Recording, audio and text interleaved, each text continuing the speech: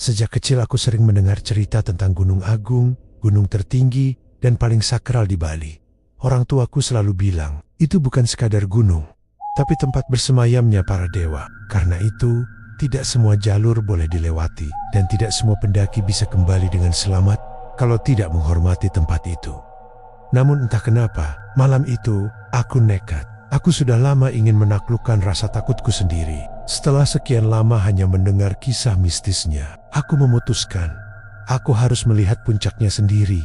Aku berangkat sendirian menjelang sore. Jalur resmi sedang ditutup karena alasan keamanan. Tapi ada satu jalur lain yang katanya lebih cepat, sekaligus terlarang. Jalur itu melewati hutan lebat di sisi timur, jarang dilewati pendaki. Dan menurut warga, sering ada suara gamelan yang terdengar di malam hari tanpa sumber.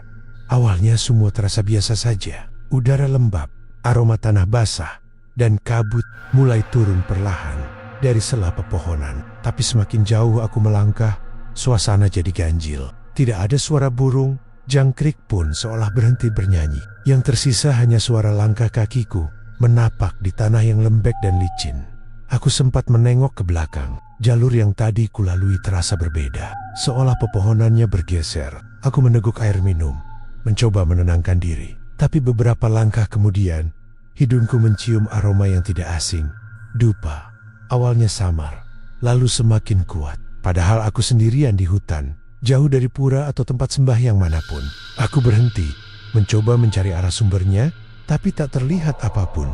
Angin berhenti berhembus, udara jadi sangat sunyi. Aku melanjutkan langkah, tapi tiba-tiba dari kejauhan terdengar bunyi ting, ting, ting, seperti suara lonceng kecil. Aku menoleh ke kiri, dan di balik kabut, kulihat siluet barisan orang berjalan perlahan. Mereka mengenakan pakaian adat Bali, kamen, udeng, dan sebagian membawa obor kecil di tangan. Langkah mereka teratur, diam, tanpa suara selain lonceng kecil yang sesekali berbunyi. Aku berdiri terpaku, rasanya seperti sedang melihat prosesi upacara. Tapi di tengah malam, di jalur pendakian, di tempat yang bahkan tidak ada pura, aku berusaha memanggil, tapi suara tercekat di tenggorokan. Akhirnya, rasa penasaran mengalahkan takut. Aku mengikuti mereka dari kejauhan. Setiap langkah semakin membawa aku ke arah hutan yang lebih gelap. Cahaya obor mereka menari di antara pepohonan, lalu satu persatu mulai menghilang di balik kabut. Aku berlari kecil agar tidak tertinggal, tapi saat kabut menipis, barisan itu sudah lenyap, yang tersisa hanya kegelapan. Tidak ada cahaya, tidak ada suara. Aku sendirian. Aku mencoba kembali ke jalur semula. Tapi semua arah tampak sama. Pohon-pohon besar menjulang seperti dinding hitam. Udara semakin berat, dan aroma dupa kini menusuk, seperti terbakar di dekat wajahku. Aku panik, berlari tanpa arah, menabrak ranting dan akar. Dalam kepanikan itu, telingaku mendengar suara gamelan, lirih, pelan, seperti dari bawah tanah. Semakin lama, semakin keras. Suaranya indah tapi membuat bulu kuduku berdiri. Tiba-tiba pandanganku berputar. Kabut menebal. Tanah terasa bergetar. Aku berusaha berpegangan pada batang pohon, tapi tubuhku goyah. Dunia seperti memudar. Lalu semuanya gelap. Aku tidak tahu berapa lama aku pingsan. Saat membuka mata, sinar matahari sudah menembus dedaunan. Aku berbaring di tanah berlumut. Tapi anehnya, bukan di tengah hutan. Aku berada di pos awal pendakian. Tas dan perlengkapanku masih utuh. Seorang bapak tua yang menjaga pos melihatku dan langsung menghampiri. "Anak muda, kamu dari mana? Semalam tidak ada yang lewat jalur ini." Aku tidak bisa menjawab. Tenggorokanku kering, kepala berat. Yang kuingat hanya bayangan orang-orang berpakaian adat dan bau dupa yang masih terasa di hidungku.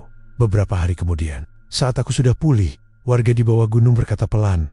Katanya mungkin aku ditarik ke alam lain. Jalur yang kulewati memang sering menjadi tempat ngayah makhluk tak kasat mata sejak hari itu. Aku berjanji pada diriku sendiri, aku orang Bali, tapi aku tidak akan pernah lagi naik Gunung Agung.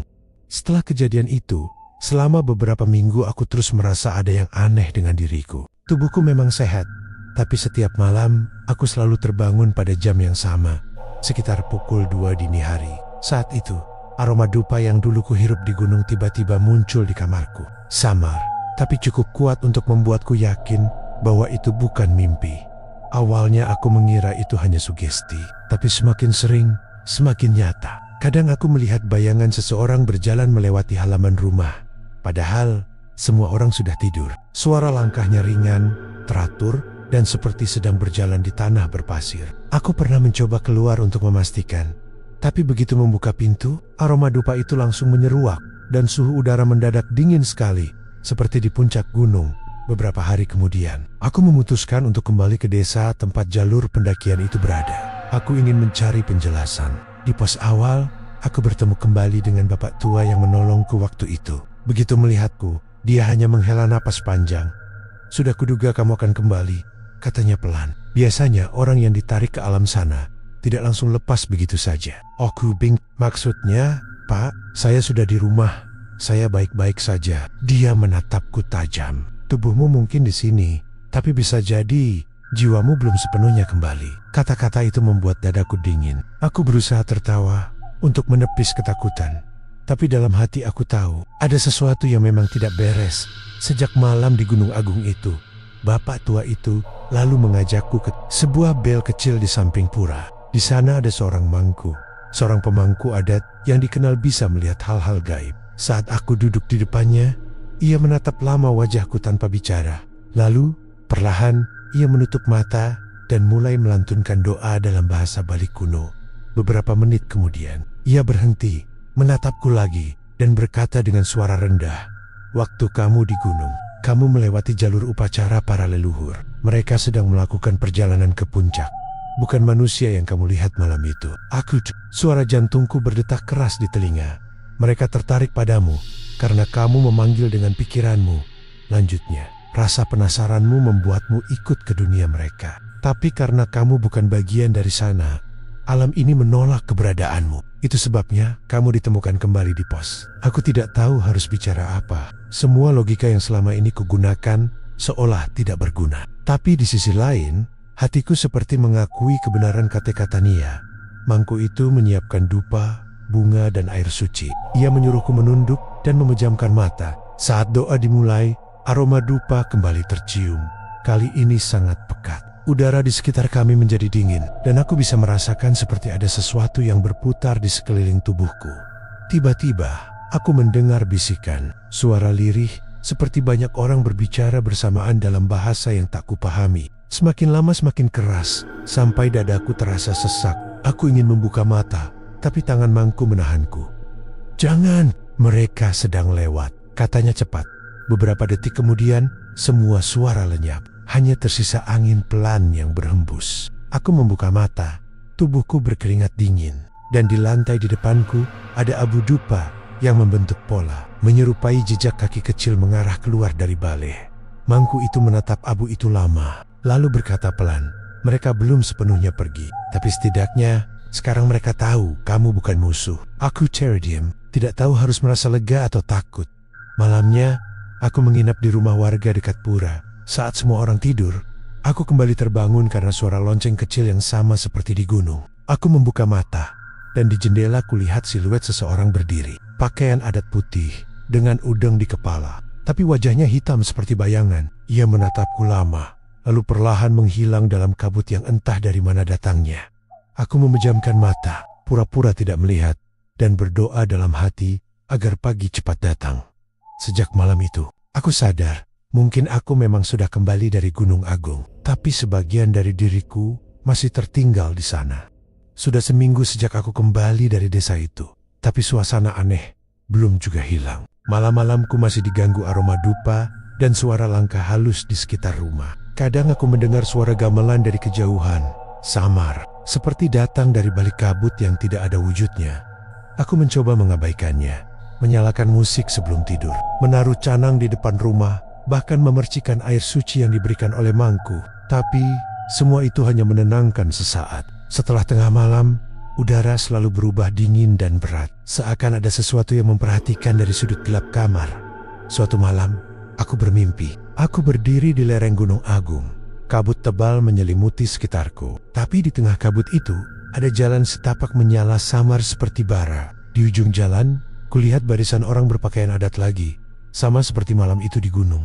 Kali ini, mereka berhenti dan satu di antaranya menoleh kepadaku. Wajahnya tidak jelas, tapi aku bisa merasakan pandangannya menembus jiwaku. Lalu dari kejauhan, terdengar suara berat namun lembut, seperti memanggil namaku. Balik, balik, durung rampung. Aku terbangun dengan tubuh basah oleh keringat. Jam menunjukkan pukul 2 lewat sedikit. Dan di kamar, lagi-lagi tercium bau dupa. Tapi kali ini lebih kuat, sampai membuat mataku perih. Aku bangkit, berusaha mencari sumbernya. Tapi tidak ada dupa yang menyala. Tidak ada asap. Yang ada hanya udara yang terasa tebal dan dingin. Tiba-tiba dari jendela terdengar suara seperti kain terseret. Dan sekilas, aku melihat sosok berpakaian putih berjalan melewati halaman. Aku refleks membuka pintu. Tapi begitu keluar, halaman rumahku kosong, mengarah keluar ke jalan. Jejak itu kecil, rapi, seperti milik seseorang yang sedang berjalan dengan tenang. Aku mengikuti beberapa langkah, tapi jejak itu berhenti begitu saja di tengah jalan. Tidak ada siapapun. Keesokan harinya aku menemui seorang teman lama bernama Wira. Dia seorang pendaki juga, dan orang yang cukup peka dengan hal-hal gaib. Waktu kuceritakan semua yang terjadi, wajahnya langsung berubah serius. "Kau sadar nggak?" katanya. "Biasanya yang dipanggil balik itu karena mereka belum selesai menunjukkan sesuatu. Kau mungkin meninggalkan sesuatu di sana, entah barang atau bagian dari dirimu sendiri." Aku terdiam. Kata-kata bagian dari dirimu sendiri membuatku merinding. Wira menyarankan agar aku kembali ke Gunung Agung untuk melakukan persembahan kecil di tempat terakhir aku sadar, katanya. Itu cara terbaik untuk menutup jejak agar roh-roh yang tertarik padaku tidak terus mengikutiku. Aku sempat menolak, tapi setiap malam mimpi itu datang lagi.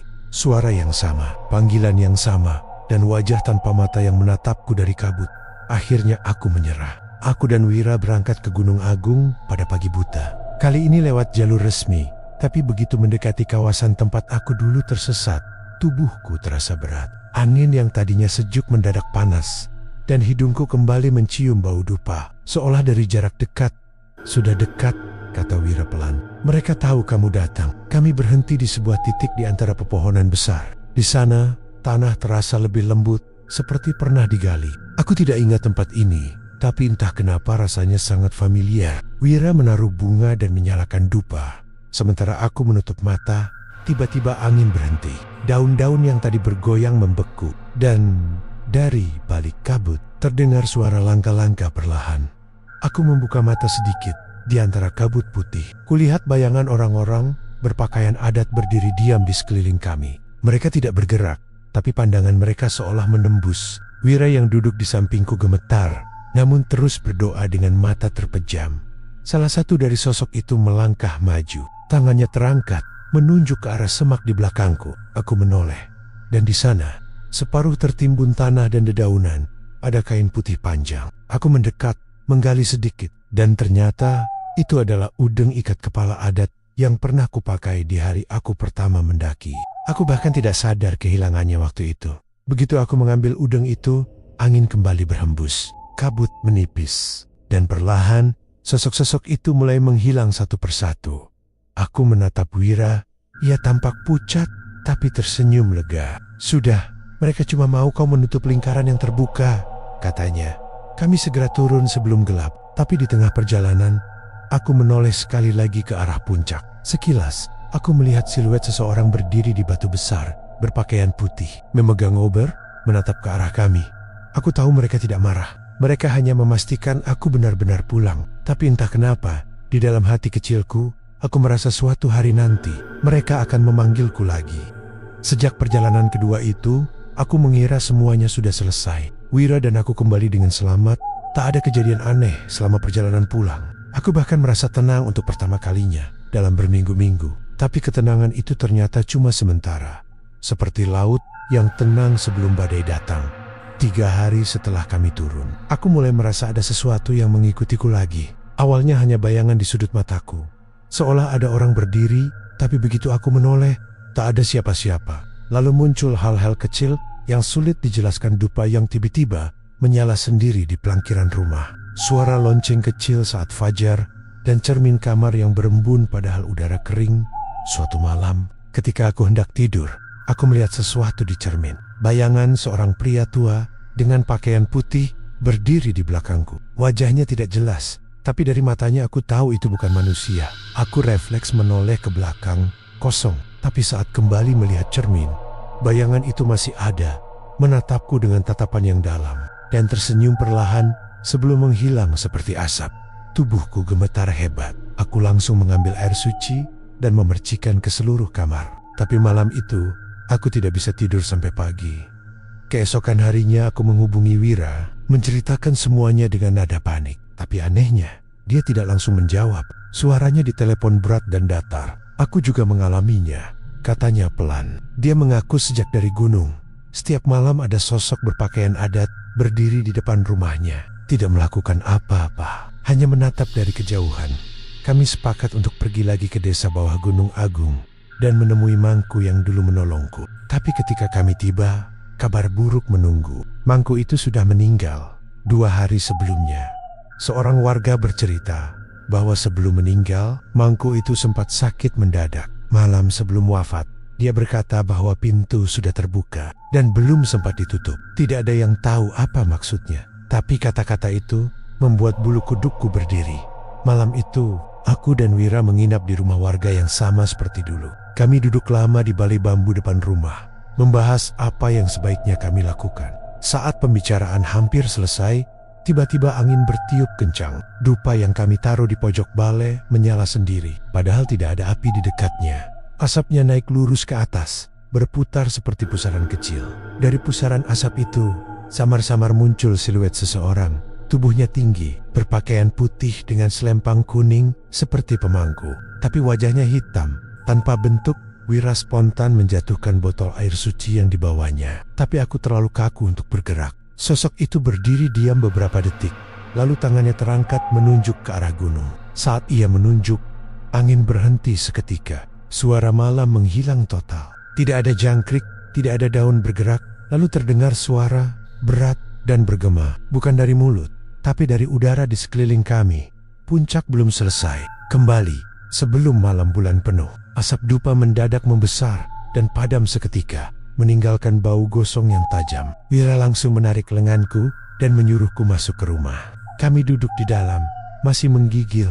Dia bukan mau menakuti, kata Wira gemetar. Dia memperingatkan. Aku ingin percaya, tapi di dalam hati aku tahu, ini bukan sekadar peringatan. Ini panggilan lagi. Entah kenapa, bagian dari diriku merasa seperti ada sesuatu di atas sana yang belum beres. Don hanya aku yang bisa menutupnya. Malam itu aku tidak tidur.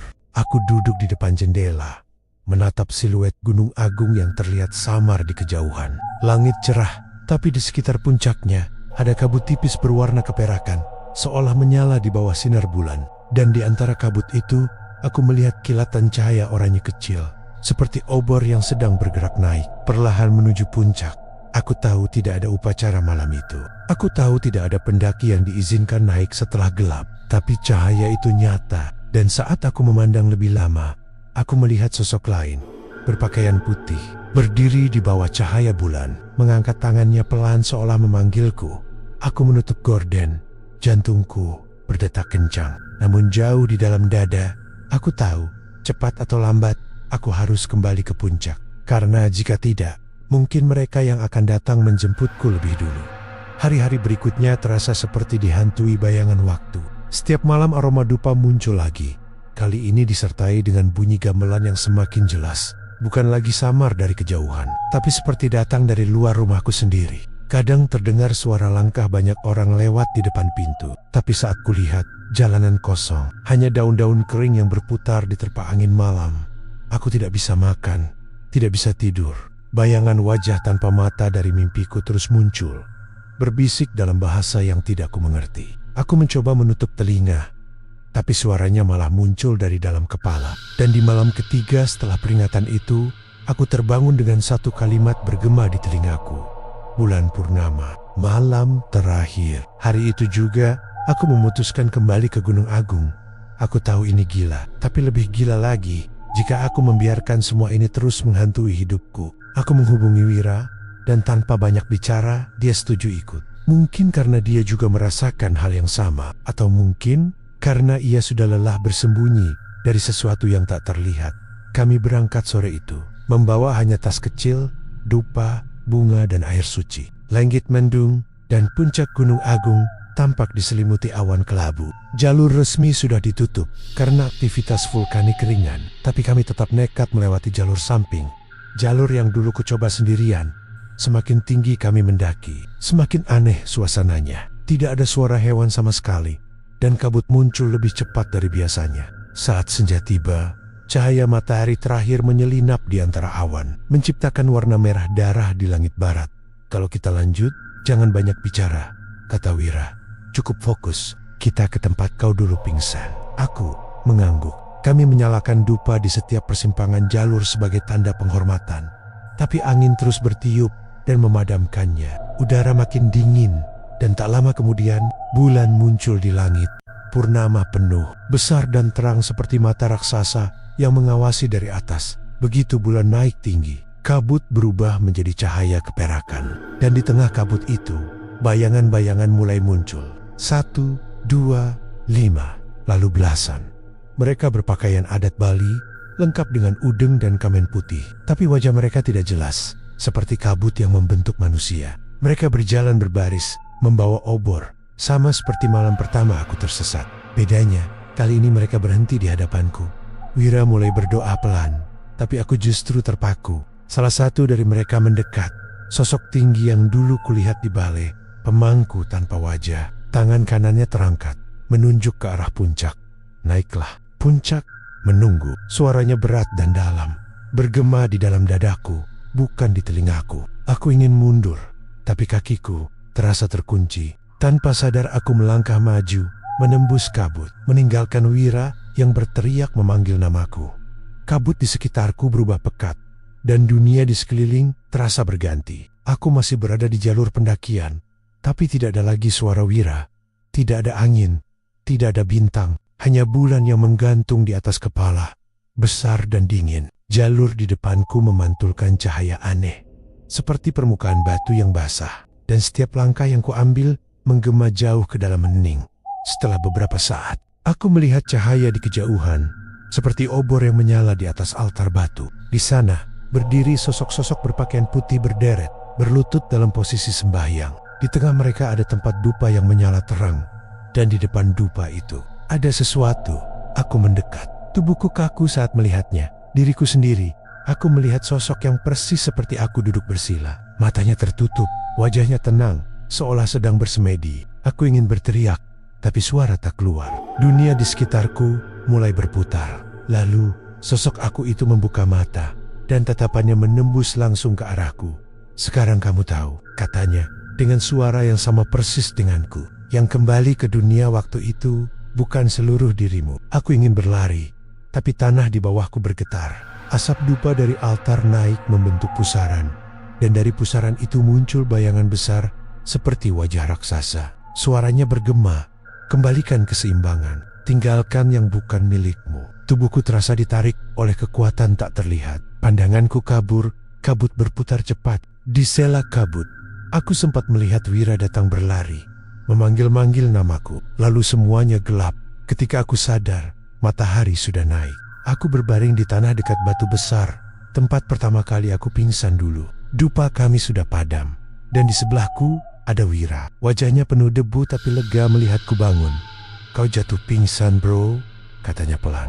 Aku dengar gamelan dari arah puncak, tapi begitu aku dekati, semuanya hilang. Aku memegang dadaku. Di sana, menggantung kalung kecil dari benang hitam dengan sebutir batu abu-abu yang tidak pernah kumiliki sebelumnya. Batu itu terasa hangat, seperti menyimpan sesuatu. Sejak hari itu, aku tidak pernah lagi diganggu oleh suara gamelan atau aroma dupa. Tapi setiap kali bulan purnama datang, batu di leherku terasa berdenyut pelan, seperti jantung kecil yang masih hidup.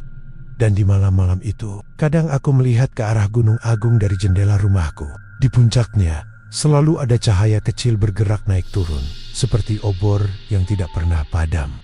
Sudah sebulan berlalu sejak malam purnama itu, dan hidupku perlahan kembali normal. Tidak ada lagi mimpi aneh, tidak ada bayangan putih di cermin, tidak ada aroma dupa yang tiba-tiba muncul di kamar. Tapi kedamaian itu terasa aneh, seperti terlalu sunyi untuk disebut tenang. Setiap kali aku memandang Gunung Agung dari kejauhan, ada perasaan yang sulit dijelaskan. Gunung itu tampak tenang, tapi entah mengapa, selalu ada kabut yang menggantung di sekitar puncaknya. Bahkan di siang hari, kadang Jika aku menatap terlalu lama, aku seperti melihat bayangan orang-orang berjalan perlahan di lerengnya. Hitam, kecil, tapi bergerak serempak seperti arak-arakan. Wira menyuruhku tidak memikirkannya lagi. "Sudah selesai, bro. Jangan buka pintu yang sudah ditutup," katanya. Aku mencoba menuruti nasihatnya, tapi suatu malam, tepat saat angin barat mulai berembus kencang, semuanya berubah lagi. Aku sedang duduk di teras rumah, ketika tiba-tiba angin membawa bau tanah basah dan dupa yang sangat familiar. Aku menatap langit, bulan separuh, tapi cukup terang untuk membuat bayangan pohon di halaman terlihat jelas. Di tengah bayangan itu, aku melihat sesuatu yang membuat darahku berhenti mengalir sejenak. Ada 3 sosok berdiri di pinggir jalan depan rumahku. Mereka berpakaian putih lusuh, berdiri diam, menatap ke arahku. Wajah mereka buram, seperti tertutup kabut. Salah satunya tampak lebih tinggi, dan di tangannya ada sesuatu, sebuah obor kecil yang menyala redup. Aku berdiri perlahan, berusaha memastikan pandanganku tidak salah. Tapi begitu aku berkedip, mereka hilang. Obor itu padam seperti ditiup angin. Namun beberapa detik kemudian, dari arah gunung, terdengar suara gamelan. Pelan, ritmenya lambat tapi jelas. Seperti suara yang datang dari jauh, dari ketinggian. Suara itu bukan halusinasiku. Anjing-anjing di kampung pun menggonggong ke arah yang sama. Malam itu aku tidak tidur. Dan keesokan paginya, aku mendapat kabar dari warga desa di kaki gunung. Ada sekelompok pendaki yang hilang di jalur yang sama tempat aku pernah tersesat. Mereka ditemukan 2 hari kemudian. Hanya 2 orang yang selamat. 2 lainnya lenyap tanpa jejak. Yang membuatku merinding adalah cerita dari pendaki yang selamat. Katanya, di malam mereka tersesat, mereka melihat rombongan orang berpakaian adat berjalan di tengah kabut, membawa obor dan dupa. Mereka mencoba memanggil, tapi tidak ada yang menjawab. Lalu salah satu temannya mengikuti arak-arakan itu dan tidak pernah kembali. Saat mendengar cerita itu, tubuhku serasa dingin seluruhnya. Wira yang duduk di sampingku menatap kosong ke arah tanah. "Berarti bukan cuma kamu yang mereka lihat," katanya pelan. Beberapa hari kemudian, kami memutuskan kembali ke desa, bukan untuk mendaki, tapi untuk menemui keluarga para pendaki yang hilang. Di pos pendakian, ada suasana duka yang berat. Salah satu ibu korban bercerita sambil menangis. Katanya seminggu sebelum anaknya berangkat, anak itu sempat bermimpi diberi obor oleh seseorang berpakaian putih di tepi sawah. Aku menatap Wira. Kami berdua tahu itu bukan kebetulan. Malam itu kami menginap lagi di rumah yang sama, milik keluarga tua yang dulu menolongku. Angin dari gunung terasa dingin dan membawa aroma bunga kenanga yang samar. Aku tidak bisa tidur, jadi aku duduk di balai, menatap gunung yang menjulang gelap di kejauhan. Tiba-tiba, kabut turun begitu cepat dari arah atas. Dalam sekejap, udara berubah lembab dan dingin. Dari kabut itu, samar-samar muncul cahaya-cahaya kecil, seperti barisan obor yang bergerak turun. Jumlahnya banyak. "Sanggot Bonyak," aku memanggil Wira, dan kami berdua berdiri terpaku menyaksikan pemandangan itu. Barisan cahaya itu seperti turun perlahan dari puncak gunung menuju lembah, mengalir seperti sungai api kecil di tengah kabut. Semakin lama semakin dekat, sampai akhirnya terdengar jelas suara gamelan dan langkah kaki.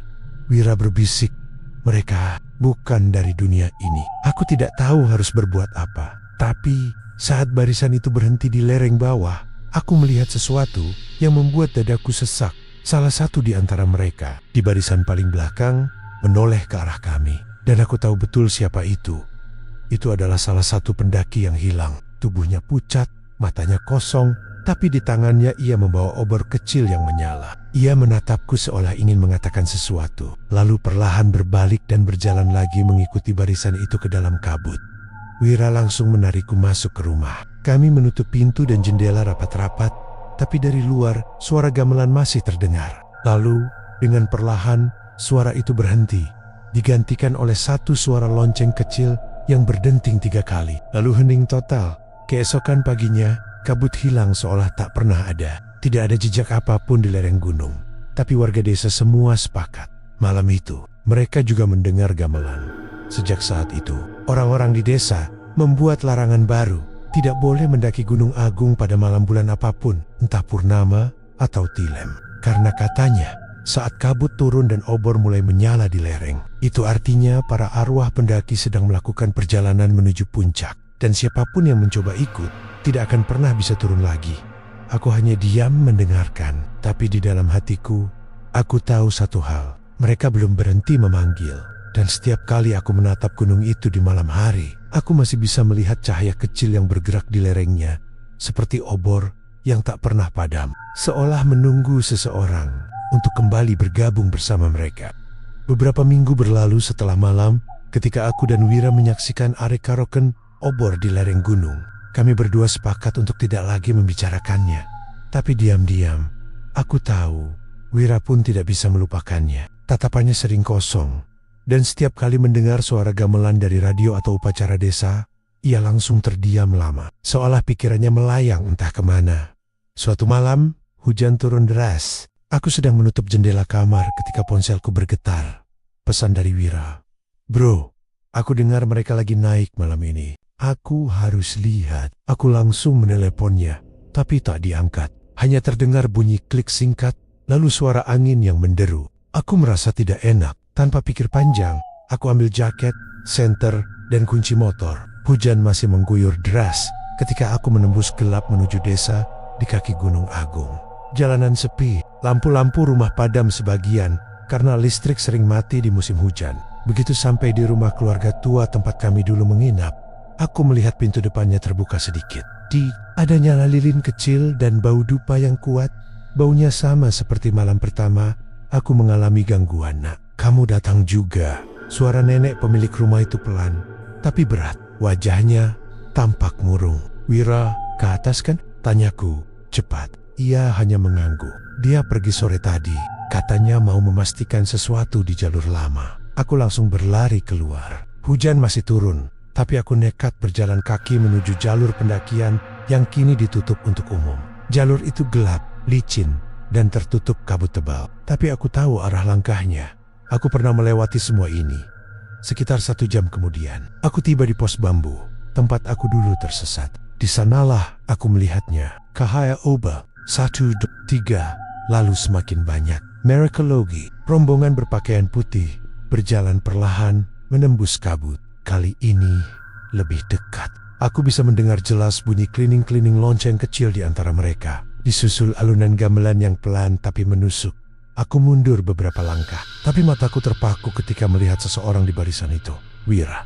Dia berjalan di tengga-tengga mereka. Wajahnya datar tanpa ekspresi, matanya kosong. Di tangannya, ia membawa obor yang menyala redup, sama seperti pendaki yang hilang dulu. "Wira!" teriakku sekuat tenaga. Tak ada reaksi. Aku berlari ke arahnya, tapi kabut mendadak menebal, menutup pandanganku sepenuhnya. Aku hanya bisa mendengar suara langkah-langkah mereka yang perlahan menjauh, diikuti gamelan yang makin lirih. "Aku di sini, bro!" Suara itu terdengar di belakangku. Suara Wira, jelas sekali. Aku berbalik, tapi yang kulihat bukan manusia. Sosok itu menyerupai Wira, tapi kulitnya pucat, matanya hitam legam seperti rongga kosong, dan mulutnya tersenyum terlalu lebar. Dari ujung bajunya meneteskan air, seperti baru keluar dari hujan. "Aku udah lihat mereka dari dekat," katanya pelan. "Dan mereka bilang, giliranmu selanjutnya." Sebelum aku sempat mundur, suara gamelan berhenti total. Kabut di sekeliling berubah menjadi pekat seperti asap dupa. Dari dalam kabut itu, muncul banyak tangan pucat yang keluar dari tanah, meraih pergelangan kakiku. Aku menjerit dan menendang sekuat tenaga, tapi tangan-tangan itu semakin banyak, dingin, lembab, dan kuat. Salah satunya hampir menarikku jatuh ketika tiba-tiba dari kejauhan terdengar bunyi lonceng kecil 3 kali ting, ting, ting. Seketika semua tangan itu berhenti dan menghilang, seperti menguap bersama kabut. Aku jatuh terduduk, napasku tersengal. Ketika menatap sekitar, tak ada lagi apa-apa, hanya hutan gelap dan hujan rintik yang tersisa. Aku mencari Wira sepanjang malam, tapi tidak menemukannya. Tidak ada jejak kaki, tidak ada sisa obor, tidak ada apapun. Hanya batu besar di tengah jalur yang basah oleh air. Di atasnya tertinggal sesuatu, gelang hitam milik Wira yang dulu selalu ia pakai. Aku mengambilnya sambil gemetar.